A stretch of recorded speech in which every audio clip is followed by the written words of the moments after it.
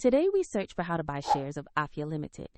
Afya Limited is a Brazil-based medical education and healthcare services company listed on NASDAQ under the ticker AFYA. This video is for educational purposes only and does not constitute financial advice. To trade, you need a broker, and I will use eToro as an example to illustrate the process.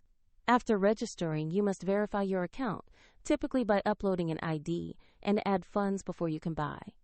Use the platform search box and type the ticker AFYA to find the stock. Then select the matching Afya Limited listing on NASDAQ to open its page. On the asset page, you can review basic company information and a price chart. Double-check the company name and NASDAQ ticker to confirm this is the correct stock. Click Invest, enter the amount you want to buy, review the order details, and confirm the trade. If the market is closed, your order may be scheduled for the next session, and the platform will request additional funds before confirming if your balance is insufficient. After the trade, you will see your Afya position in your portfolio. A soft call to action.